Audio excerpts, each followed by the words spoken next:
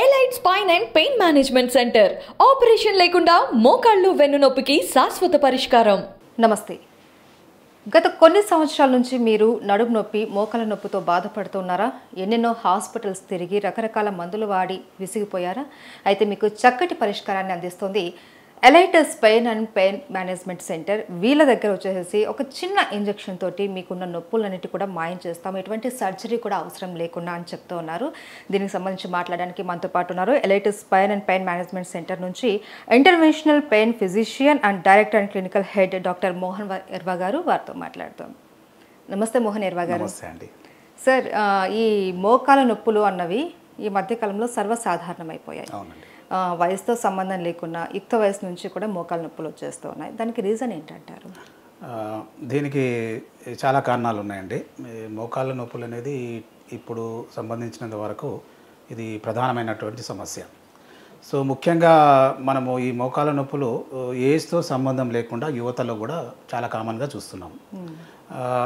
దీనికి గల కారణాలు ఒకటంటే మనము ఇప్పుడు ఉన్న లైఫ్ స్టైలు, జీవన విధానము చాలా చేంజెస్ వచ్చినాయండి ఇంతకుముందుకి ఇప్పటికి పోల్చుకున్నప్పటికీ.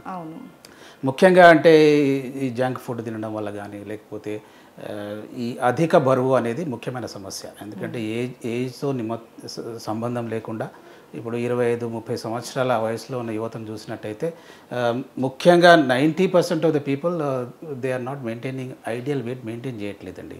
దానివల్ల ఏమవుతుందంటే ఈ బరువు ఎక్కువైపోయి అధిక బరువుతో అందరికీ తెలిసిందే బరువును మోసే బాధ్యత మోకాలది. కాబట్టి ఈ బరువు ఎక్కువైనప్పుడు మోకాళ్ళ మీద వెయిట్ పడి ప్రెషర్ పెరిగి ప్రెషర్ గురై చిన్న వయసులోనే మోకాలు అరుగుదలకు గురవుతున్నాయండి. ఇది ప్రధానమైనటువంటి సమస్య. ఇంకొక ముఖ్యమైన సమస్య ఏంటంటే వాళ్ళ ఈ ఎన్విరాన్మెంటల్ ఫ్యాక్టర్స్ అనుకోండి, లేకపోతే ఇంకొకటి ఏంటంటే ఈ యువత ముఖ్యంగా ఎక్సర్సైజ్ చేయడము అంటే ఒక ప్రాపర్ విధానం లేకుండా రిపిటేటివ్గా చాలా స్ట్రెస్ గురవడం వల్ల కూడా మోకాలు సమస్య వస్తుందండి. ఇంకొకటి ఏంటంటే ప్రాపర్ ఎక్సర్సైజ్ చేయకపోవడం మూలాన కూడా ముఖ్యంగా మనం ఈ తొడ కండరాలు అంటాం, వాటిని క్వాడ్రిసెప్స్ మజిల్స్ అంటామండి. ఈ క్వాడ్రిసెప్స్ మజిల్సే ముఖ్యంగా ఈ మోకాల్ని మనం రక్షిస్తూ ఉంటుంది. ఈ క్వాడ్రిసెప్స్ మజిల్స్ ఎప్పుడైతే వీక్గా ఉండి మనం we are not doing proper exercises, అటువంటప్పుడు కూడా ఈ బాడీ వెయిట్ అంతా కూడా మోకాల మీద పడి మోకాలు అరుగుదలకు గురవుతుందండి. అయితే సార్, నొప్పులు ఏవైనా సరే మనం కామన్గా ఎక్కువగా మేల్స్లో కన్నా ఫిమేల్స్లో చూస్తూ ఉంటాం. ఎక్కువ మాకు మోకాలు నొప్పులుగా ఉన్నాయి, అసలు కూర్చుంటే లేయలేకపోతున్నాం, లేస్తూ కూర్చోలేకపోతున్నాం అనేసి ఈ కంప్లైంట్స్ ఎక్కువ ఉంటూ ఉంటాయి. ఎందుకు సార్ మహిళల్లో ఎందుకు ఎక్కువ రావడం? ఇది చాలా ఇంపార్టెంట్ క్వశ్చన్ అండి. ఇది అందరూ జనరల్గా సహజంగా అడిగే ప్రశ్నే. మహిళలలో మోకాలు నొప్పులు ఎక్కువగా ఉంటాయి. సో దీంట్లో మనం ఏంటంటే కొన్ని ఇండియన్ కాంటెక్స్ట్లో కూడా మనం చూడాలండి. మహిళలు నిజంగా చెప్తే విలేజెస్లో కానీ అర్బన్లో కానివ్వండి, ఎక్కడైనా కానీ వాళ్ళు వర్కింగ్ అవర్స్ పోల్చినప్పుడు మేల్స్తో పోల్చినప్పుడు they are doing more work అండి. అంటే వాళ్ళు ఏంటంటే ఇంట్లోనే కాకుండా బయట కూడా వర్క్ చేయాలి, మళ్ళీ ఇంట్లో వచ్చినప్పుడు కూడా పాపం తప్పదు వాళ్ళకి. సో అటువంటప్పుడు వాళ్ళకు హెల్ప్ చేయడం కానీ సహాయం చేయడం కానీ నిజంగా కూడా జరగడం లేదు. ఒకటి. రెండవది ఏంటంటే అనటామికల్గా అంటే స్ట్రక్చర్ వైజ్ కూడా భగవంతుడు ఏంటంటే మనకు డిఫరెంట్గా అంటే దాని ఏమంటే స్ట్రక్చర్ వైజ్ కూడా కొంచెం వాళ్ళకి ఏంటంటే వైడ్ పెల్విస్ ఉండడం మూలాన మనకు సైంటిఫిక్గా ఏమంటారండి క్యూ యాంగిల్ అంటారండి. అది ఆ యాంగిల్లో మహిళల్లో ఎక్కువగా ఉంటుంది. అంటే ఫర్ ఎగ్జాంపుల్ మేల్స్లో 14 degrees ఉంటుంది అనుకోండి, మహిళలో 16-17 degrees వరకు ఉంటుంది. అదే ఆ యాంగిల్ ప్రాపర్గా మెయింటైన్ చేయకపోవడం వల్ల ఏదైతే ఉందో శరీరం బరువంతా కూడా మోకాల మీద పడి మోకాలు తొందరగా అరుగుదలకు గురవుతుందండి. ఒకటి. రెండవది ముఖ్యమైన ఇంపార్టెంట్ ఇది ఏంటంటే మహిళల్లో ఈస్ట్రోజన్ హార్మోన్స్ ఉంటాయండి. అవి ఈస్ట్రోజన్ హార్మోన్స్ జనరల్గా భగవంతుడు ప్రసాదించినటువంటి ఒక శ్రీరామ రక్ష లాంటిది, అంటే చైల్డ్ బర్త్ అప్పుడు. కాకపోతే అది కొన్ని సమయాల్లో ఏమవుతుంటే ఆ ఈస్ట్రోజన్ హార్మోను మన దగ్గర మన ఈ మోకాల్లో ఉండేటువంటి లిగమెంట్స్ ఏవైతే ఉన్నాయో వాటిని స్టిఫెన్ చేస్తుందండి. స్టిఫెన్ చేయడం వల్ల ఏమైనా హార్డ్గా ఎప్పుడైతే ఆ సాగుదల గుణం తక్కువవుతుంది అనుకోండి, అప్పుడు జనరల్గా ఏదైనా కానీ తొందరగా వేర్ అండ్ టేర్కు గురవుతుంది. అప్పుడు అవి రప్చర్ అయ్యే ఛాన్సెస్ చాలా ఎక్కువగా ఉంటాయండి. ఇది రెండవ ప్రధానమైన కారణం. మూడవ ప్రధానమైన కారణం ఏంటంటే వాళ్ళు అందరూ చూస్తున్నదండి, మగవాళ్ళతో పోల్చినప్పుడు ఆడవాళ్ళు ఎక్సర్సైజ్ చేయడము లేకపోతే ఫిట్నెస్ మెయింటైన్ చేయడం అనేది తక్కువ. ఎందుకంటే సమయం ఉండదు, వాళ్ళంతా కాన్సన్ట్రేట్ చేయరు. అంటే they are more oriented towards family, husband అని పిల్లలని వాళ్ళ శరీరాన్ని నెగ్లెక్ట్ చేస్తూ ఉంటారు. కానీ నిజంగా చెప్పాలంటే ఎక్సర్సైజ్ అనేది చాలా ఇంపార్టెంట్ అయినటువంటి దైనందిన చర్య అండి. మీరు ఎక్కడైనా తీసుకున్నప్పటికీ ఎక్సర్సైజ్ మినిమం ఒక హాఫ్ అన్ అవర్ చేయాలనేది ఎవరైనా WHO కానివ్వండి ఎవరైనా ప్రధానంగా చెప్పేది. మీరే చెప్పండి, ఎంతమంది చేస్తారు? మన చాలా తక్కువ. ఈ పళ్ళు చేసేసరికేనే వాళ్ళకి ఇంకా చాలు బాబోయ్ అనిపిస్తుంది, అప్పటికే వాళ్ళు అలసిపోతారు పాపం. ఇంకొకటి ఏంటంటే విలేజెస్ పరిస్థితి తీసుకుంటే ఇంకా వాళ్ళకంత అవగాహన ఉండదు. వాళ్ళు ఏదో చేసిన పని రిపిటేటివ్గా చేస్తారు కానీ బట్ సైంటిఫిక్గా ఎక్సర్సైజ్ చేయరండి వాళ్ళు. అందువల్ల వాళ్ళకి ఈ తొడ కండరాలు నిజంగా మనం ఇంతకుముందు చెప్పుకున్నట్టు తొడ కండరాలే దీంట్లో ముఖ్యమైన పాత్ర పోయిస్తాయి, ఏది మన మోకాళ్ళని సంరక్షించడంలో. ఆ తొడ కండరాలు వీక్గా ఉంటాయండి. సో దీనివల్ల కూడా నిజంగా కూడా ఈ మోకాలు ఏదైతే ఉందో ఈ శరీరం బరువంతా కూడా మోకాల మీద పడి తొందరగా అరుగుదలకు గురవడం ఇదొక సమస్య. ఇంకోటి అంటే వాళ్ళు తొందరగా హాస్పిటల్ కానీ డాక్టర్ని సంప్రదించడం కూడా చాలా లేట్ అవుతుందండి. అదే వర్కింగ్ ఎవరు ఉంటారు అనుకోండి ఇంట్లో మేల్ పర్సన్స్, సో వాళ్ళకి ఏమైనా అయితే ఇప్పుడు తొందరగా వాళ్ళు హాస్పిటల్కి వెళ్ళాలి లేదో డాక్టర్ని సంప్రదించాలనేది ఒక అందరి మనసులో ఉంటుంది. బట్ చాలా వరకు మేము జనరల్గా చూసేదంటే వాళ్ళు మరీ అరుగుదల అయిపోయి అంటే నడవలేని పరిస్థితుల్లో చాలామంది ఫీమేల్స్ హాస్పిటల్కి వస్తూ ఉంటారండి. సో దీనివల్ల కూడా అంటే ఆ ట్రీట్మెంట్లో డిలే అవుతుంది. సో అది కూడా దానివల్ల కూడా మ్యాక్సిమం ఏమవుతుందంటే మోకాళ్ళు అరుగుదలకు ఈ ఆడవాళ్ళు చాలా ఎక్కువగా కనిపిస్తుంది. చాలా సందర్భాల్లో అరుగుదల కూడా చాలా లేట్ స్టేజ్లో they are coming to the hospital and they are seeking medical advice అండి. అయితే సార్ ఇప్పుడు మోకాలు నొప్పే కాదు నడుము నొప్పి విషయానికి వస్తే కూడా ఇది ఫిమేల్స్ మేల్స్ అందరూ కూడా ఇబ్బంది పడుతూ ఉంటారు. ఇది ఎక్కువగా ఎవరికి వస్తుంది, ఎందుకు వస్తుంది అంటారు నడుము నొప్పి? ఇది కరెక్టేనండి. ఇది అంటే నడుము నొప్పి అనేది నిజంగా చెప్పాలంటే ఇది మన స్పైన్ అంటామండి. ఇవన్నీ జనరల్గా ఇవన్నీ మన ఇది మనం వెన్నుపూస అంటామండి మనము. సో ప్రధానంగా ఇందులో మనకి ఏంటంటే మనకు వర్టిబ్రల్ బాడీస్ అంటామండి. అంటే బోన్ ఒకదాని మీద ఒక ఇటుక పేరిస్తే ఎలా ఉంటుంది అలా ఒకదాని మీద ఒక వర్టిబ్రల్ బాడీ కంప్లీట్గా ఒకదాని మీద ఒకటి మనం పేర్చి ఉంటుందండి ఒకటి. రెండవది ఏంటంటే ఈ దీంట్లో ఈ బ్యాక్ సైడ్ ఏదైతే ఉందో దాంట్లోంచి మన వెన్నుపాము అంటామండి, ఎందుకంటే స్పైనల్ కార్డ్ అంటాం. సో అది మెదడు నుంచి ఈ వర్టిబ్రల్ బాడీస్ లోపల కింద నుంచి పైనుంచి కింది వరకు వస్తుందండి. సో ప్రతి లెవెల్లో అక్కడి నుంచి వెన్నుపాము నుంచి ఈ నర్వ్స్ అంటే ఈ సర్వైకల్ పోర్షన్ అంటారండి, ఇది థొరాసిక్ అంటాము, అంటే మన చెస్ట్ సంబంధించింది, ఇది లంబార్. సో ఈ మూడు ప్రాంతాల నుంచి ఏవైతే నర్వ్స్ ఈ అవుట్లెట్స్ అక్కడి నుంచి బయటికి వెళ్ళి మనకు సంబంధించినంత వరకు ఈ లోవర్ బాడీకి సప్లై చేసే నర్వ్స్ ఉంటాయండి. ఇవన్నీ కూడా క్రమ పద్ధతిలో ఉంటాయి. ప్లస్ ఇవన్నీ కూడా ప్రొటెక్టెడ్ బై మజిల్స్ అండి, బ్యాక్ మజిల్స్. సో మజిల్స్తో అన్నీ సపోర్ట్ చేసి ఉంటాయి. సో ఈ ఎనటామికల్గా ఎక్కడైనా కానీ మనకు డిస్టర్బెన్స్ వచ్చిందనుకోండి జనరల్గా మనము బ్యాక్ పెయిన్ మనం చూస్తూ ఉంటామండి ఇది. సో ముఖ్యంగా ఎక్కడి నుంచి అంటే మనకు అంటే వర్టిబ్రల్ బాడీ నుంచి ప్రాబ్లం రావచ్చు. ఈ వర్టిబ్రల్ బాడీకి మధ్య డిస్క్స్ అంటామండి అవి. ఆ డిస్క్స్ కూడా చాలా జెల్ లాంటి పదార్థం అండి అది. సో అది ప్రొటెక్ట్ చేస్తూ ఉంటుంది. అయితే ఈ డిస్క్ కూడా ఎప్పుడైతే ఒత్తిడికి కానీ లేకపోతే ఎనీ ట్రామా కానీ ఏదైనా జరిగిందనుకోండి ఆ డిస్క్ నుంచి బల్జ్ అంటాం, డిస్క్ బల్జ్ అంటాం. జనరల్గా అందరికి తెలిసిన టర్మినాలజీ, అందరు అంటూ ఉంటారు సార్ నాకు డిస్క్ బల్జ్ వచ్చింది L4 L5 లేకపోతే L5 చెప్తా ఉంటారండి. సో ఇప్పుడంతా అంటే అవేర్నెస్ కూడా వచ్చింది అందరికీ. సో ఎందుకంటే బికాజ్ ఇట్స్ ప్రధానమైన సమస్య. ఒకవేళ నడుము నొప్పి వచ్చింది అనుకోండి, నడుము నొప్పి వచ్చినప్పుడు సయాటిక్ అంటాము. మన మైండ్ దేని మీద కాన్సన్ట్రేట్ చేయదు, ఫోకస్ చాలా ఇంపార్టెంట్ కదండి. అంటే ఏ పని చేయాలన్నా కానీ మైండ్ ఫోకస్ ఉంటే కానీ మనం పని చేయలేము, వర్క్ ప్లేస్లో కానీ ఎక్కడైనా కానీ. కాబట్టి ఏంటంటే అది కంటిన్యూస్గా మనల్ని back of the mind I think it's doing harm or లేకపోతే we are not able to concentrate అన్న మనం ఏదో జాబ్ చేస్తున్నా కాన్సన్ట్రేట్ చేయలేము. సో డిస్క్ బల్జ్ వల్ల కూడా ఆ బల్జ్ వచ్చి ఏదైతే మన ఈ నర్వ్స్ బయటికి అవుట్లెట్ నుంచి వస్తున్నాయి అనుకోండి, ఆ బల్జ్ ఏమైతే నర్వ్స్ని ప్రెస్ చేస్తుందండి. ఆ ప్రెస్ చేసినప్పుడు ఆ నర్వ్స్ ఎక్కడైతే మనం నర్వ్స్ డిస్ట్రిబ్యూషన్ ఉందో, ఎస్పెషల్లీ ఈ లోవర్ లిమ్స్, మీరు అన్నట్టు ఇంతకుముందు అన్నట్టు సయాటికా అన్నారు కదా, అలానే అవి పూరా మొత్తం కంప్లీట్గా ఆ భాగం తిమ్మిరికి గురి కావడము, లేకపోతే లాగడము, లేకపోతే మరీ కొన్ని స్టేజ్లో నమ్నెస్ రావడము, నడకలో తేడా రావడము, ఇటువంటివన్నీ చూస్తూ ఉంటామండి మనం. కాబట్టి ఇవన్నీటికి పరిష్కారం అంటే మన ఎలైట్లో ఉంది, ఇవన్నీ సంబంధించిన పరిష్కారం. అవును సార్. ఎలైట్ అంటే మాకు అందరికీ ఏంటి అంటే, చాలామంది చాలా హాస్పిటల్స్ తిరుగుతూ ఉంటారు, సర్జరీలు అంటూ ఉంటారు, భయపడిపోయి సర్జరీ చేయించుకోవడం కూడా చాలామంది భయంతో వెనకడుగు వేస్తూ ఉంటారు. చాలామందికి అవగాహన లేదు, సర్జరీ లేకుండా దీనికి ట్రీట్మెంట్ ఉంది అనేసి తెలియదు. అంటే ఎలైట్ వారు ఇప్పుడు ఆల్రెడీ మనకు మణికొండలో ఒక బ్రాంచ్ ఉంది, అండ్ దిల్సుఖ్ నగర్లో రీసెంట్గా దీన్ని లాంచ్ చేశారనేసి విన్నాము. సర్జరీ లేకుండా పిఆర్పితో ఒక చిన్న ఇంజెక్షన్ తోటి మేము రిలీఫ్ ఇస్తాము అనేసి మీరు చెప్పారు. ఇది చాలా సంతోషమైన విషయం, ఎందుకంటే చాలామంది బాధపడుతూ ఉంటారు. ఎలా చేస్తారు సార్ ఈ పిఆర్పి ట్రీట్మెంట్ అనేది? ఇది చాలా మంచి ప్రశ్న అండి.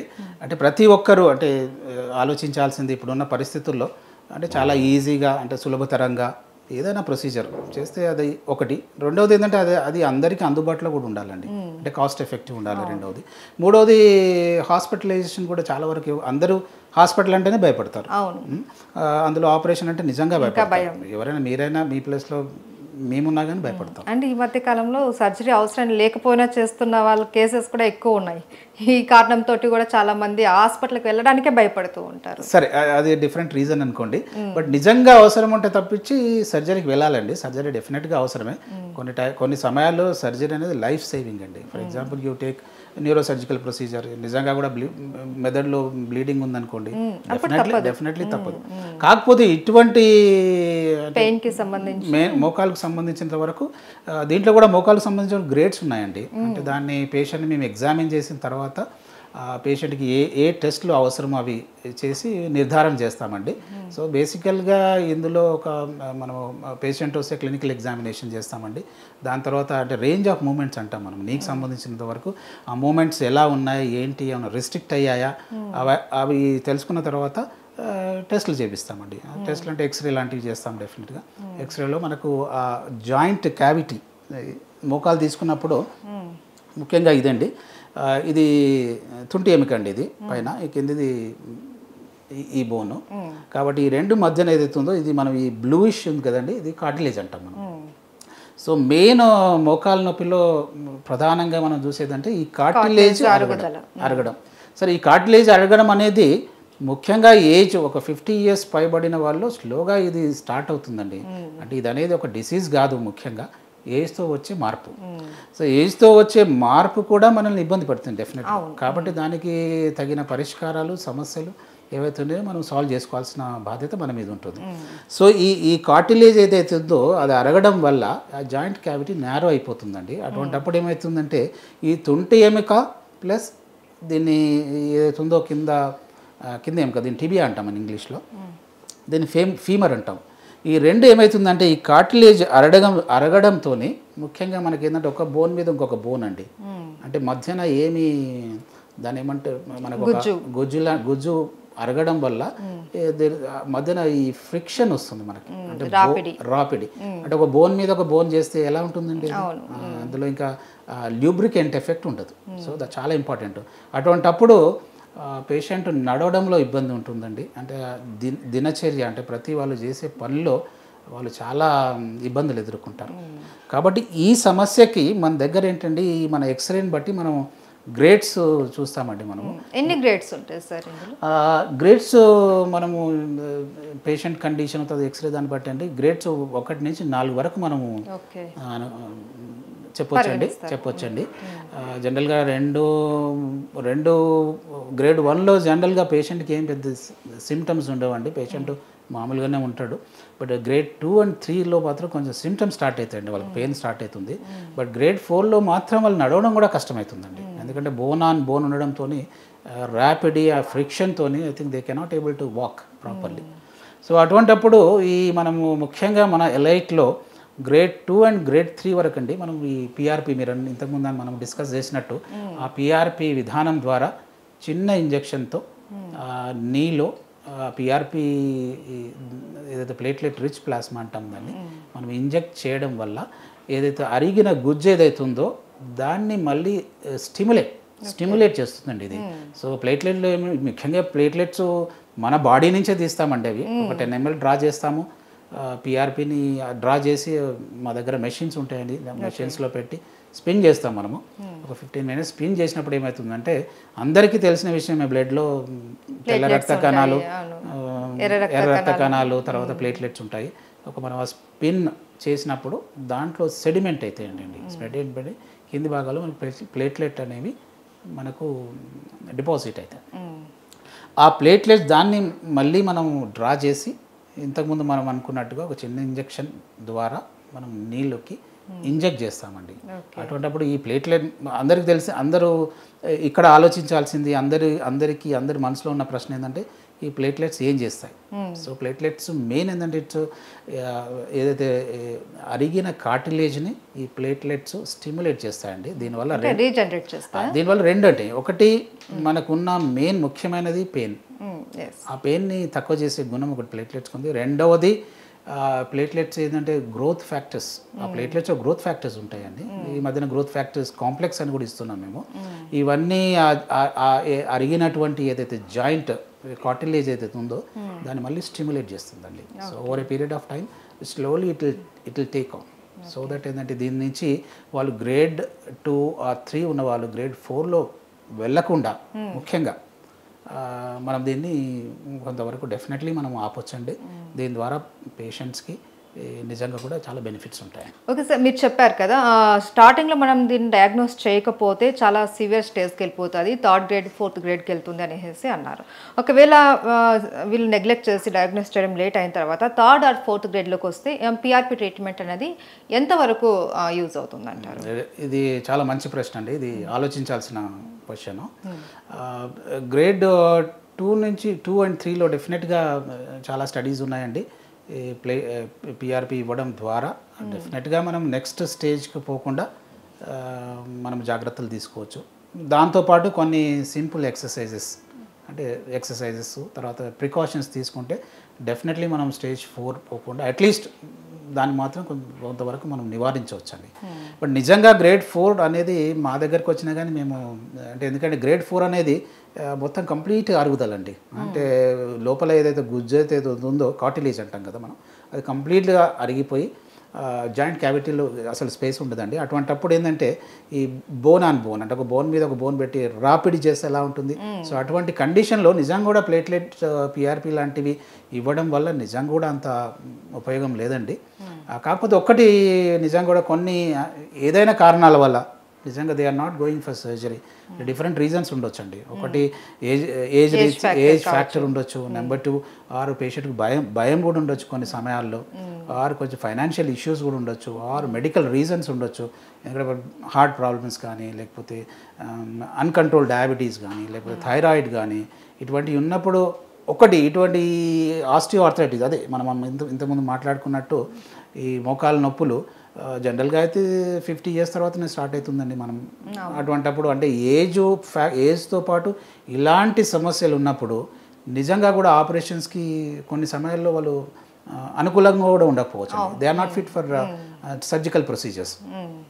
అటువంటిప్పుడు మన దగ్గర ముఖ్యమైన అంటే వాళ్ళ నొప్పిని నివారించే ట్రీట్మెంట్ అయితే మన దగ్గర డెఫినెట్గా ఉందండి. దాన్ని మనం రేడియో ఫ్రీక్వెన్సీ అబ్లేషన్ అంటాం. అంటే ఏమైందంటే మనం ఈ అరుగుదల అయినప్పుడు నీలో అక్కడ చిన్న చిన్న నర్వ్స్ ఉంటాయండి. ఆ నర్వ్స్ ఏం చేస్తాయంటే ఆ పెయిన్ని, మామూలుగా ఉండే పెయిన్ని ఎగ్జాజరేట్ చేస్తాయి. అంటే ఫర్ ఎగ్జాంపుల్ 10% పెయిన్ ఉందనుకోండి మామూలుగా మనకి, ఇటువంటి అరుగుదలకు గురైనటువంటి జాయింట్స్ చుట్టూ ఉన్నటువంటి పెయిన్స్ దాన్ని సెన్సిటైజేషన్ అంటాం. అంటే ఆ 10% మామూలుగా రీచ్ చేసే పెయిన్ని దే విల్ మేక్ ఇట్ అప్పుడు 100%. ఇప్పుడు 10% ఉందనుకోండి, దాన్ని 100% చేసినప్పుడు పెయిన్ ఎంత ఉంటుంది ఒకసారి ఇమాజిన్ చేయండి. అది భరించడం చాలా కష్టం. అటువంటిప్పుడు మా దగ్గరికి తరచుగా చాలామంది పేషెంట్స్ వస్తారండి. వాళ్ళు అడుగుతారు, సార్ దీనికి మేము చెప్తాం వాళ్ళకి ఇది ఆపరేషన్కి వెళ్ళాలండి, సార్ ఇంకేదైనా మార్గం చెప్పండి, మీరు ఆపరేషన్ లేకుండా ఏదైనా మార్గం చెప్పండి అని. రీసెంట్గా మొన్న 76 years పేషెంట్ వచ్చాడండి, గ్రేడ్ 4. బట్ ఆయనకి చెప్పాము వేరే మార్గం లేదు, మీరు ఆపరేషన్ చేయించుకోవాలండి. బట్ సార్ మీరు చెప్పారు కదా ఏదైనా ఇంజెక్షన్ చెప్పండి, ఈ నొప్పి భరించలేకపోతున్నాను నేను. ఆయన లేదండి రేపు రండి అంటే, లేదండి సార్ మీరు అటువంటి మీ దగ్గర ట్రీట్మెంట్ ఉంటే ఇప్పుడే చేయండి అన్నాడు. సో నేను మా కొలీగ్ కలిసి ఆయనకు ఇమ్మీడియట్గా మేము ఆర్ఎఫ్ అబ్లేషన్ చేసి పంపించామండి. సో అంటే మీరు ఒకసారి మనం అర్థం చేసుకోవచ్చు, అంటే వాళ్ళ బాధ అంటే ఎంత భరించలేని స్థితిలో ఉంటే వాళ్ళు పాపం 80 years 76 8 years ఆయన ఆపరేషన్ అంటే మనం ఒకసారి ఆలోచించండి. అటువంటి వారికి డెఫినెట్గా మన దగ్గర ఆర్ఎఫ్ అబ్లేషన్ అంటే ఆ నర్వ్స్ని ఏదైతే సెన్సిటైజ్ చేసిన నర్వ్స్ని మనం ఎగ్జాక్ట్గా మనం టీవీలో చూస్తూ ఒక చిన్న ఇంజెక్షన్ ద్వారా అక్కడికి వెళ్ళి మనము నొప్పిని నివారించే ట్రీట్మెంట్ మన దగ్గర డెఫినెట్గా ఉందండి. అండ్ సార్ నడుము నొప్పి విషయానికి వస్తే, నడుము నొప్పికి కూడా మనము ఈ పిఆర్పి ట్రీట్మెంట్ అనేది ఇవ్వచ్చా? అది ఎంతవరకు సక్సెస్ అవుతుంది? ఆ పిఆర్పి ట్రీట్మెంట్ అనేది ఇప్పటివరకు అయితే నడుము నొప్పిలో అంత దాని రిజల్ట్స్ లేవండి. ఏదైతే మనం మిగతా పోల్చినప్పుడు నీలో ఇవ్వచ్చండి పిఆర్పి ట్రీట్మెంట్, ఆర్ షోల్డర్స్లో ఇవ్వచ్చు మనం, లేకపోతే మడిమలో ప్లాంటార్ ఫెసైటీస్ అంటారు అక్కడ ఇవ్వచ్చు. తర్వాత టెన్నిస్ ఎల్బో అంటారండి ఈ మధ్యన అందరికీ ఎక్కువగా స్పోర్ట్స్ టెన్నిస్ ఎల్బో, తర్వాత అందరికీ చాలా common word tennis elbow. Sir మీరు టెన్నిస్ ఎల్బోకి మీ దగ్గర ట్రీట్మెంట్ ఉందని చాలా మంది వచ్చి అడుగుతుంటారు. సో అటువంటి వాటికి కూడా డెఫినెట్గా మనం పిఆర్పి ట్రీట్మెంట్ ద్వారా ట్రీట్మెంట్ ఇవ్వచ్చండి. అండ్ సార్ ఈ స్పోర్ట్స్ పర్సన్స్ వాళ్ళు ఆడుతూ సడన్గా ఇంజూర్ అవుతూ ఉంటారు, సడన్గా పెయిన్ రావడము, జాయింట్స్లో ఏదన్నా మజిల్ పట్టేయడము ఇలా ఉంటుంది కదా, వాళ్ళకి పిఆర్పి ట్రీట్మెంట్ ఎంతవరకు యూస్ అవుతుంది? డెఫినెట్గా అండి, ఇది మంచి క్వశ్చన్. ఇక్కడ ఈ మధ్యన యంగ్స్టర్స్ అందరూ స్పోర్ట్స్ వరకు definitely they are mean looking for that. ఒకటి. రెండవది ఏంటంటే వాళ్ళు చాలా అంటే రిపిటేటివ్గా, ఫర్ ఎగ్జాంపుల్ బాస్కెట్బాల్ ప్లేయర్స్, తర్వాత cricketers they are more using చాలా షోల్డర్స్ని యూజ్ చేయాల్సి వస్తుంది. అంటే ఒక విధంగా ఏంటంటే it's like an abnormal position only, but వాళ్ళకి సంబంధించినంత వరకు అది చేస్తేనే వాళ్ళు విన్ అవుతారు. కాబట్టి ఇటువంటి సందర్భాల్లో వాళ్ళు వేర్ అండ్ టైర్కి గురయ్యే అవకాశాలు చాలా ఉన్నాయి. అటువంటప్పుడు ఎస్పెషల్లీ పిఆర్పి ఇటువంటి స్పోర్ట్స్ రిలేటెడ్ ఇంజురీస్, తర్వాత మేము కామన్గా చూస్తే మనం ఈ పోలీస్ కానిస్టేబుల్స్ ఆర్ క్రికెటర్స్ లేకపోతే జిమ్ ట్రైనర్స్ ఏమన్నా తీసుకోండి మనం, ఇవన్నీలో కూడా ముఖ్యంగా వీళ్ళంతా యువత, వాళ్ళకు ఈ వేర్ అండ్ టేర్ అటువంటప్పుడు ఈ ఫైనర్ లిగమెంటెడ్ టేర్స్ జరిగే అవకాశం ఉంది. కొన్ని సందర్భాల్లో మజిల్ టేర్స్ కూడా పార్షియల్ మజిల్ టేర్స్ అంటాం, అవి మన కంటికి కనపడవు. కాకపోతే అవి మనం నిజంగా కూడా ప్రతిరోజు కంటిన్యూస్గా ఐ థింక్ మనం ఇబ్బంది పెడతా ఉంటాయి. ఇటువంటి అన్నిటికి కూడా పిఆర్పి ద్వారా ఒక ప్రిసైజ్ పద్ధతి ద్వారా చిన్న ఇంజెక్షన్తో మనం అక్కడ డిపాజిట్ చేసి డెఫినెట్గా ట్రీట్మెంట్ ఇవ్వచ్చండి. ఓకే సార్, మనము ఇప్పుడు ఈ మోకాళ్ళ గురించి నడుము గురించి మాట్లాడుకుంటున్నాము. ఓకే, ఇది ఎప్పటి నుంచో వస్తున్నటువంటి సమస్య. కానీ ఈ మధ్య కాలంలో ఆఫ్టర్ కోవిడ్ తర్వాత చాలామంది ఈ హిప్ జాయింట్ పెయిన్స్ అన్నవి ఎక్కువగా చెప్తున్న కంప్లైంట్. నిజమేనది కోవిడ్ తర్వాత ఈ హిప్ పెయిన్ అన్నది ఎక్కువగా వస్తూ ఉన్నాయా? ఇది చాలా మంచి ప్రశ్న అండి. డెఫినెట్గా అంటే మేము మా డైలీ ప్రాక్టీస్లో కూడా we are seeing more number of hip cases అండి. అంటే జనరల్గా కోవిడ్ అందరికీ తెలిసిందే కండి, కోవిడ్ మొత్తం కంప్లీట్ వరల్డ్ని అతలాకుతలం చేసింది. సో దాంతోపాటు మనకి ఏంటంటే దీన్ని రెసిడ్యూస్ అంటామండి. ఫర్ ఎగ్జాంపుల్ ఒక ఈ హిరోషిమా నాగసాకిలో ఒక బాంబు వేస్తే ఇప్పటి వరకు దాని ఆనవాళ్ళు చూస్తూ ఉన్నాం. అలానే కోవిడ్ కూడా డెఫినెట్గా మానవ శరీరాన్ని ఒక కుదిపిందండి. నిజంగా చెప్పాలంటే దాంతోపాటు బ్రెయిన్లో ఫంగస్ రావడము, తర్వాత ఊపిరితిత్తులు ఇన్వాల్వ్ కావడము, తర్వాత హార్ట్ అటాక్స్ చాలా కామన్గా సందర్భాల్లో జరగడము. సో ఇవన్నిటితో పాటు మన ఏదైతే ఉందో హిప్ను కూడా ఒక గురి చేసిందండి. హిప్ను కూడా మనకు ఎఫెక్ట్ చేసింది. సో హిప్లో కూడా దీన్ని ఏమన్నా ఎవాస్కులర్ నెక్రోసిస్ అంటారండి. అంటే దానికి బ్లడ్ సర్క్యులేషన్ ఏదైతే ఉందో ఆ జాయింట్కి దానికి బ్లడ్ సర్క్యులేషన్ కంప్లీట్గా కట్ ఆఫ్ చేసింది. సో దాంతోపాటు యంగ్ పేషెంట్స్ అంటే నిజంగా చెప్పాలంటే 20-25 సంవత్సరాల యువత కూడా ఒక హిప్ జాయింట్ ఎఫెక్ట్ అయితే వాళ్ళ నిజంగా ఒక విధంగా చెప్పాలంటే వాళ్ళ లైఫ్ చాలా నరకంగా ఉంటుందండి. అటువంటి పేషెంట్స్ మేము చూస్తూ ఉంటాం.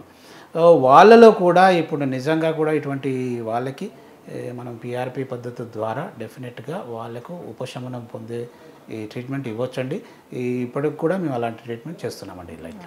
సార్ ఇప్పుడు ఎలైట్ స్పైన్ అండ్ పెయిన్ మేనేజ్మెంట్లో ఓన్లీ పిఆర్పి ట్రీట్మెంటే కాకుండా ఇంకా అదర్ ఏదైనా మనకు ఇంకా వచ్చే పేషెంట్స్ ఏంటి, వాళ్ళకి మీరు ఎలాంటి ట్రీట్మెంట్స్ ఇస్తారు ఏంటి? పిఆర్పి ట్రీట్మెంట్ అనేది ఒక పార్ట్ అండి అది. బట్ నిజంగా చెప్పాలంటే చాలామంది ఏంటంటే పెయిన్ స్పెషలిస్ట్ పిఆర్పి ట్రీట్మెంట్ అదొక్కటే కాదండి. నిజంగా చెప్పాలంటే ఓన్లీ 10% ఆఫ్ ద మన పెయిన్ సర్వీసెస్. నిజంగా చెప్పాలంటే తల నుంచి తీసుకుంటే కంప్లీట్ టో వరకు దేర్ సో మెనీ ప్రాబ్లమ్స్ అండి నిజంగా. అంటే తలని తీసుకుంటే మైగ్రేన్ అండి, ఎస్పెషల్లీ హెడేక్స్ అంటాం మనం. హెడేక్స్లో క్లస్టర్ హెడేక్స్ అంటారు, టెన్షన్ హెడేక్స్ అంటారు, తర్వాత ఆక్సిపిటల్ న్యూరాలజీ అంటారు. సో ఇవన్నిటికి కూడా మన దగ్గర పెయిన్ మేనేజ్మెంట్లో డెఫినెట్గా మనం సర్వీసెస్ ఇవ్వచ్చండి. ఒకటి. రెండవది మనం అలానే కిందికి వస్తే షోల్డర్ తీసుకోండి. షోల్డర్ బాధపడే వాళ్ళు ఎంతమంది? ఫర్ ఎగ్జాంపుల్ వాళ్ళు అసలు చొక్కా వేసుకోవడానికి కూడా చాలా ఇబ్బంది అవుతుందండి కొన్ని సమయాల్లో. వెనకాల ఏమైనా బటన్స్ పెట్టుకోవాలంటే చాలా ఇబ్బంది పడతారు. సో ఇవన్నీ ఏంటంటే ఈ షోల్డర్లో ఉండేటువంటి జాయింట్ క్యాప్సూల్ ఒక్కోసారి ఏమైందంటే వాపు గురవుతుందండి. దాన్ని క్యాప్సులైటిస్ అంటాం మనము. జనరల్గా అందరూ తెలిసిన టర్మ్ ఇవాళ ఫ్రోజన్ షోల్డర్ అంటారు. ఆ ఫ్రోజన్ షోల్డర్ అన్నప్పుడు నిజంగా కూడా వాళ్ళు ఈ షోల్డర్ని పైకి ఎత్తలేరు, చిన్న పనులు చేసుకోలేరు. సో ఇవన్నీ తర్వాత మజిల్స్ ఉంటాయి షోల్డర్స్లో, రొటేటర్ కఫ్ అంటారు. కొన్ని టైంలో అవి రొటేటర్ కఫ్స్ బ్రేక్ అయిపోతాయి. సూప్రాస్పైనైటిస్ అని ఒక మజిల్ ఉంటుంది, ఇంపార్టెంట్ మజిల్, అది కూడా వేర్ అండ్ టేర్కి గురై బ్రేక్ అవుతుంది. సో ఇవన్నిటి షోల్డర్ సమస్యలు ఏవైతే ఉన్నాయో అన్నిటికి కూడా మన దగ్గర ట్రీట్మెంట్ అందుబాటులో ఉందండి. అలా వస్తే క్యాన్సర్ పెయిన్స్ అండి, పాపం వాళ్ళు క్యాన్సర్తో బాధపడుతూ ఉంటారు. ఆ నొప్పితో తట్టుకోవడం చాలా కష్టం.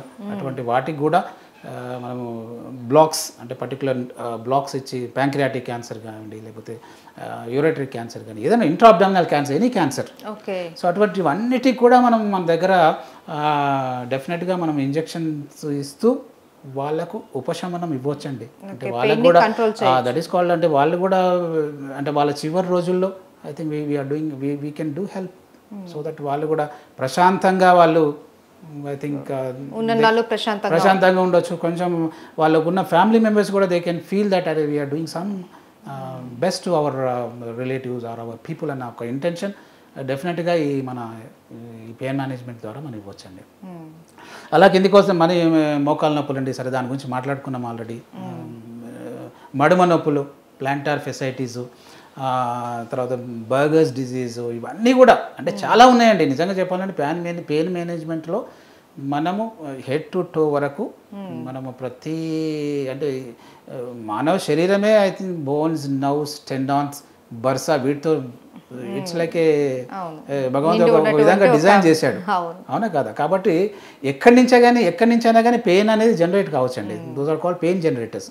సో ఎక్కడైనా ఏ పెయిన్ ఉందో అక్కడ మనము చిన్న ఇంజెక్షన్ ద్వారా ప్రిసైజ్గా అంటే ఒక టీవీలో చూస్తూ మనము ఎక్కువ ఇతరత్ర అడ్వర్స్ ఎఫెక్ట్ లేకుండా మనం పెయిన్కి నివారణ ఉపశమనం ఇవ్వచ్చండి. Okay. So top to bottom ఎక్కడైనా ఏ ఆరోగ్య సమస్యతో ఎటువంటి పెయిన్ వచ్చినా సరే మనం ఈ పెయిన్ మేనేజ్మెంట్ ద్వారా ట్రీట్మెంట్ ఇవ్వడం వల్ల వాళ్ళు కొద్ది కాలం ఉన్నంతకాలం హ్యాపీగా లైఫ్ని లీడ్ చేయొచ్చు. రైట్ సార్, మేము విన్నాము ఎలైట్ పెయిన్ మేనేజ్మెంట్లో గత 18 సంవత్సరాలలో 25,000 మందికి మీరు ట్రీట్మెంట్ ఇచ్చారు పిఆర్పి ద్వారా. చాలా హ్యాపీగా అందరూ కూడా మేము రివ్యూస్ కూడా చూసాం. ప్రతి ఒక్కళ్ళు కూడా చాలా హ్యాపీగా వాళ్ళ ఈ స్టేట్మెంట్ని అందరూ చెప్పారు. మేమంతా చాలా సాటిస్ఫై అయ్యాము, మాకు ఎటువంటి పెయిన్ లేదు, ఇప్పుడు మా లైఫ్ మేము హ్యాపీగా లీడ్ చేస్తున్నాము అనేసి. ఏంటి మీ సక్సెస్ స్టోరీ? మీరు అన్నట్టు ఇది చాలా ఇంపార్టెంట్ అండి. అంటే 25,000 పీపుల్కి మేము అంటే ట్రీట్మెంట్ ఇచ్చాము. అంటే దే ఆర్ మోర్ సాటిస్ఫైడ్ అని జనరల్గా మీరు గూగుల్ రివ్యూస్ వెళ్తే డెఫినెట్గా తెలుస్తుందండి. సో ఇదంతా ఒక రోజులో జరిగింది కాదండి. అంటే చాలా సంవత్సరాలుగా అంటే మేము డాక్టర్స్ టీం అందరం కలిసి అంటే పేషెంట్ కేర్, అంటే పేషెంట్ ఈజ్ ఫస్ట్ అన్న ఉద్దేశంతో మేము దీన్ని చేయడం జరిగిందండి. ఒకటి నిజంగా అంటే మేము మా దగ్గరకు వచ్చే ప్రతి పేషెంట్కి సింపుల్గా చెప్పాలంటే మేము ఒక భరోసా కలిగిస్తామండి. నిజంగా అంటే భయపడొద్దండి, మీరు చిన్న ఇంజెక్షన్ ద్వారా మేము పిఆర్పి ఇంజెక్షన్స్ చేస్తాము. పిఆర్పి ఇంజెక్షనే కాకుండా మిగతా ఎలాంటి రకాలైనటువంటి పెయిన్స్ ఫర్ ఎగ్జాంపుల్ షోల్డర్ కానివ్వండి, నడుము కానివ్వండి, లేకపోతే ప్లాంటార్ ఫెసిలిటీస్ కానివ్వండి, ట్రైజిమల్ న్యూరాలజియా కానివ్వండి, తర్వాత పాట్ స్పైన్ కానివ్వండి, అంటే బాడీలో అంటే అందరికి తెలిసిందే కదండి, అంటే భరించలేనిది నొప్పి, అంతే కదండి. అంటే ఒకవేళ మనకు నొప్పి ఉంది అంటే భరించలేము, ఇంట్లో మనం కూర్చోలేము. ఒకటి ఇంట్లో వాళ్ళని కూడా మనం ప్రశాంతంగా ఉండలేము, అంతేనే కదా నిజంగా. ఇప్పుడు మా ఇంట్లో ఉందండి, హెడేక్ వస్తుంది అంటుంది మా వైఫ్, ఏం చేస్తామండి, డెఫినెట్గా మనం అంతా ఈ కాన్సన్ట్రేషన్ అంతా డిస్టర్బ్ అయిపోతుంది. అంటే ఇది ఫర్ ఎగ్జాంపుల్ సింపుల్గా చెప్పాను ఇది, ఎందుకంటే ప్రతి ఇంట్లో జరిగే ఇంట్లో ఎదుర్కొనే సమస్య. అంటే ఒక ఎగ్జాంపుల్గా హెడేక్ అనే చెప్పాను, నడుము నొప్పి అయినా కానీ, మోకాళ్ళ నొప్పి అయినా కానీ, మన పెద్దవాళ్ళు ఎవరో ఇంట్లో ఉంటారు, వాళ్ళు పాపం నడవలేకపోతుంటారు, మనకి ఎంత ఇబ్బందిగా ఉంటుంది. సో అందుకే ఇది మా మెయిన్ ఫోకస్ ఏంటంటే పెయిన్ మేనేజ్మెంట్ అండి, అంటే రీజనరేటివ్ థెరపీ.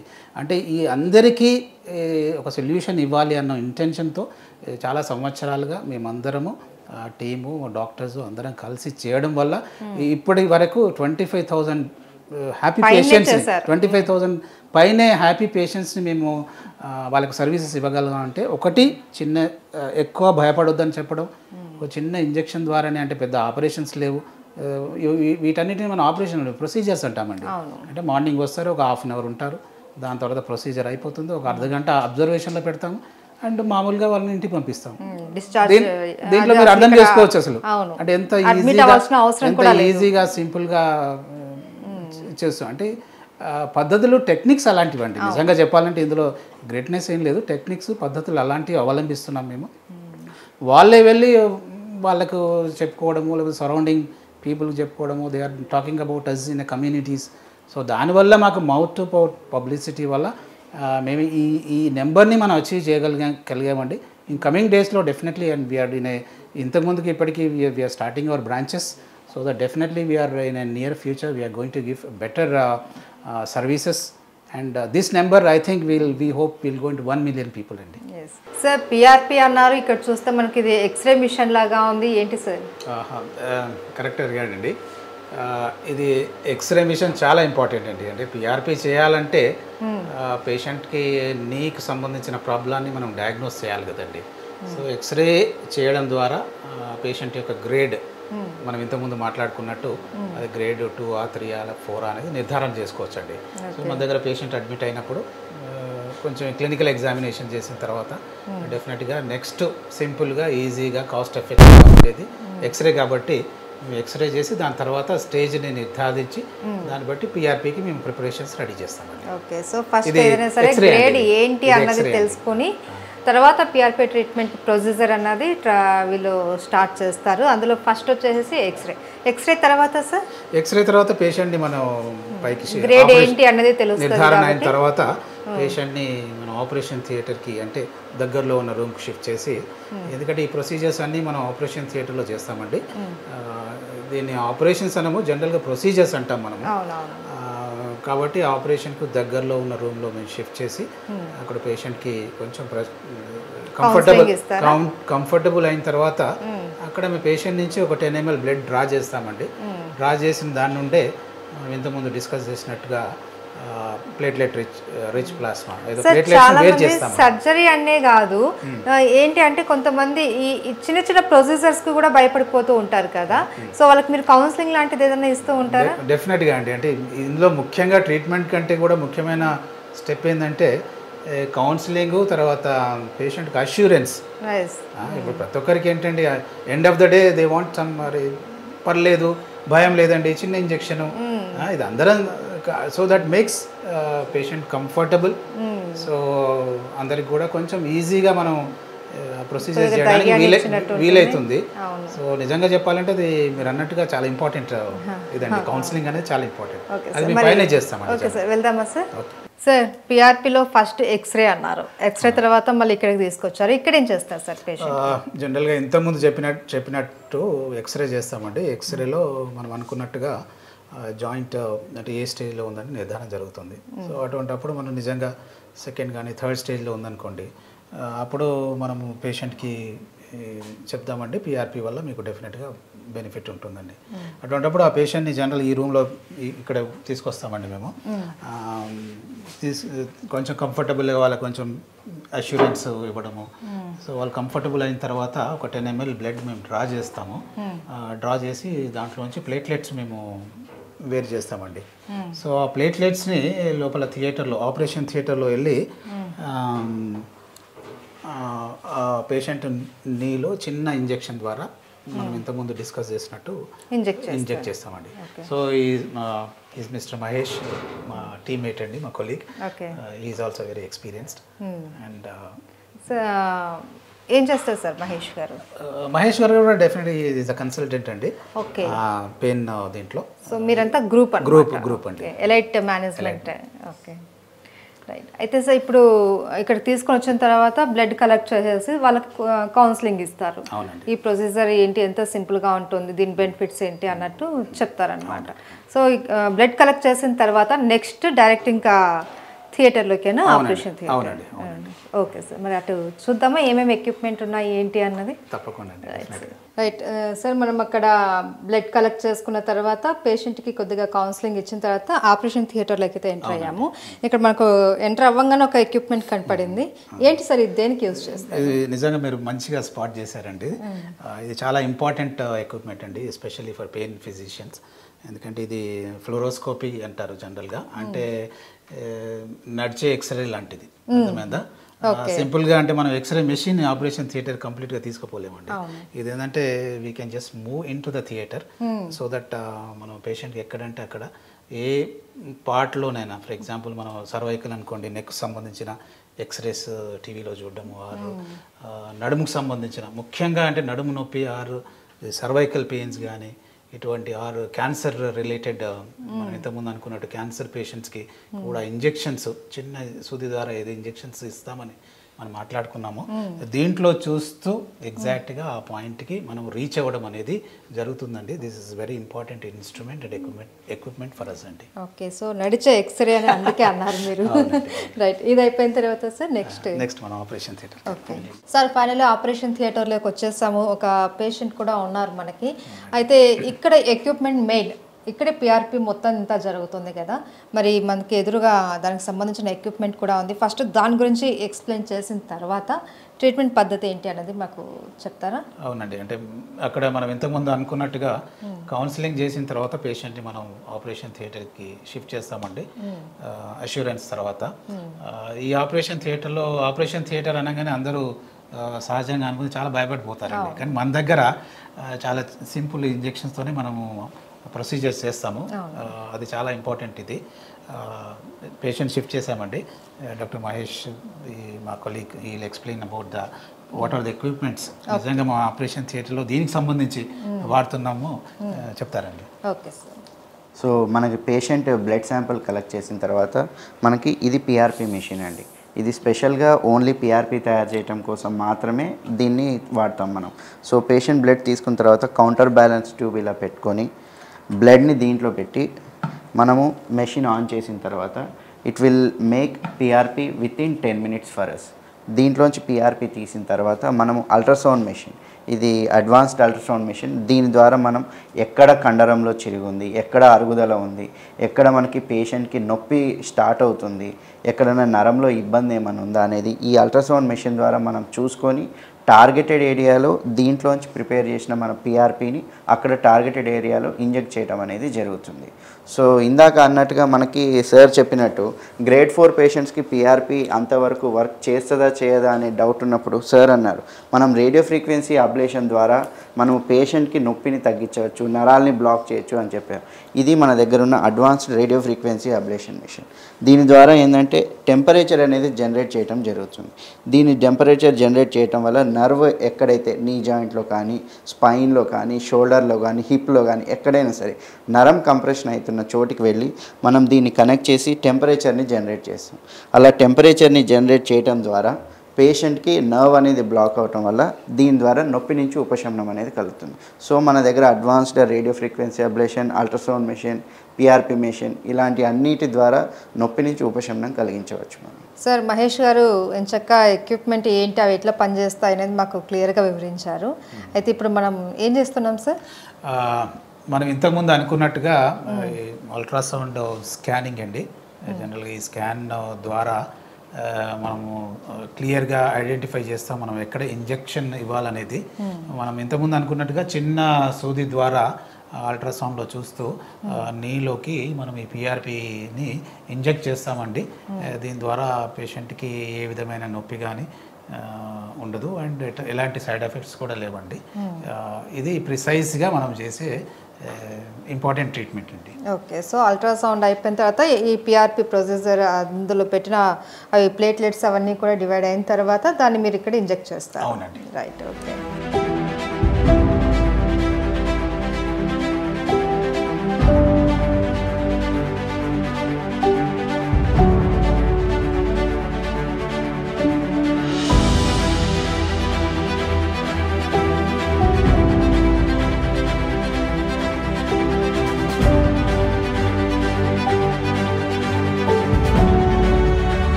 సార్, ఫైనల్గా మాకు మా ఐ డ్రీమ్ వీక్షకులకి పిఆర్పి అంటే ఏంటి, దాన్ని ఎలా ట్రీట్ చేస్తారు ఏంటి అన్నది కూడా మాకు చాలా క్లియర్గా దగ్గరుండి మరీ ఎక్స్ప్లెయిన్ చేశారు. Thank you so much.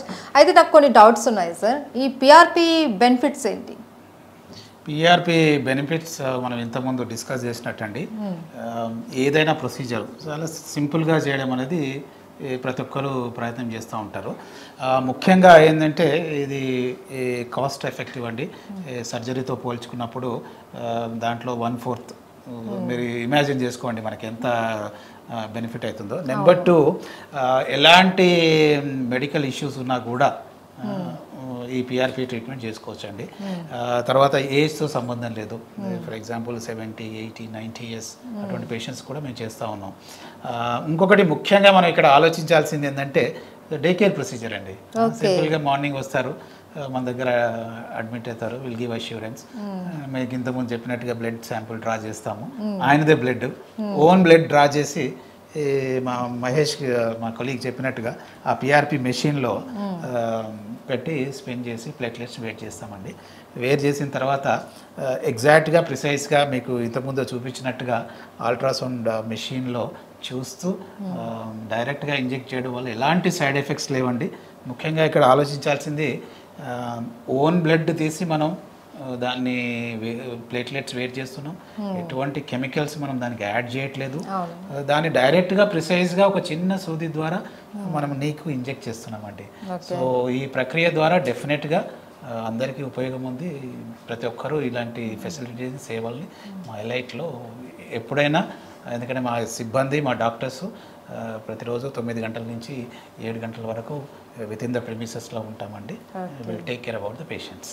మోహనేర్వ గారు, ఇప్పటివరకు మేము చూసాము చాలా బెనిఫిట్స్ ఉన్నాయి అండ్ చాలా ఈజీ ప్రాసెస్ కూడా ఇదంతా కూడా. అడ్మిట్ అవ్వాల్సిన అవసరం లేదు. తర్వాత ఎక్సర్సైజెస్ అవి నార్మల్గానే మనం అన్ని చేసుకోవచ్చా ఆఫ్టర్ పిఆర్పి తర్వాత? ఇది చాలా మంచి ప్రశ్న అండి. ఈ పిఆర్పి ఇంజెక్షన్ తర్వాత డెఫినెట్గా మేము ఏం చేస్తామంటే వాళ్ళకు ఎక్సర్సైజ్లు అడ్వైజ్ చేస్తామండి. దీనికోసం మరీ మనం ఫిజియోథెరపీ దగ్గరికి వెళ్ళడం అలాంటి అవసరం లేదండి. Simple exercises at bed or while they can watch TV and they can do their exercises. అటువంటి ఎక్సర్సైజ్ అంటే దానికి మళ్ళీ మనం బయటికి వెళ్ళి లేదా ఫిజియోథెరపీ చేయించాల్సిన అవసరం కూడా ఉండదు. So that they can do at home. అవన్నీ కూడా మేము గైడ్ చేస్తామండి. ఒకటి. రెండవది, ఎలాంటి చాలామంది అడుగుతూ ఉంటారండి మమ్మల్ని, సరే ఈ పిఆర్పి తర్వాత ఏమైనా ఫుడ్ రిస్ట్రిక్షన్స్ ఉన్నాయా? జనరల్గా అందరూ అడిగే కామన్ క్వశ్చన్. అటువంటిప్పుడు ఎలాంటి ఫుడ్ రిస్ట్రిక్షన్స్ లేవండి. And they can do their work happily without any restrictions. Okay, right.